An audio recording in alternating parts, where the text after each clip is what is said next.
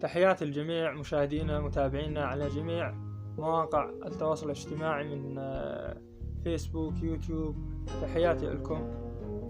اليوم عندنا قصيدة. القصيدة على لسان حال شاب أنا راح أقراها. القصيدة إلي.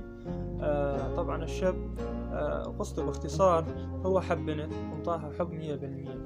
فهو بعد ما جرب هالتجربة هذه طلب مني انه اطلع وانصح الشباب نصيحة الواقعين بعلاقات حب، خاصة بالوقت الحالي لا ينطوا الحب 100%. يعني اذا ينطي 70%، خلي له 30-40% حسب ما هو يقدر يخلي. هذا كخصوصيات له، كشي له انه ما يتحكم به الطرف الثاني، ما يقوم يتدلل عليه ويطلب طلبات اكثر من طاقته. فعلى لسان حال الشاب راح اقول القصيدة، ونتمنى أن نصيحتي تفيدنا وتفيد المستمعين، أنه ما حد ينطي حب 100% خاصة بهالوقت هذا. فقلت انطيتك محبتي 100% على لسان حال الشاب، انطيتك محبتي 100% وشفت منك شقاق وجفل مو بي. انطيتك محبتي 100% وشفت منك شقاق وجفل مو بي.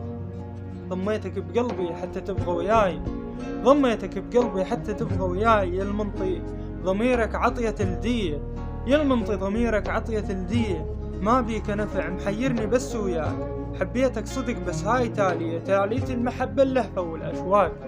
حبيتك صدق بس هاي تالية المحبة اللهفة والأشواق.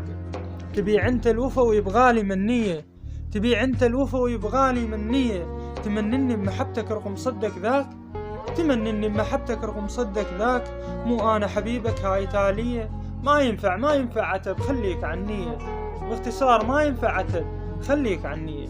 وسلامتكم، وإن شاء الله أن النصيحة تكون وصلت والمغزى من القصيدة وصل. وتحياتي لجميع متابعينا، ونتمنى منكم الدعم، الاشتراك بقناتي على اليوتيوب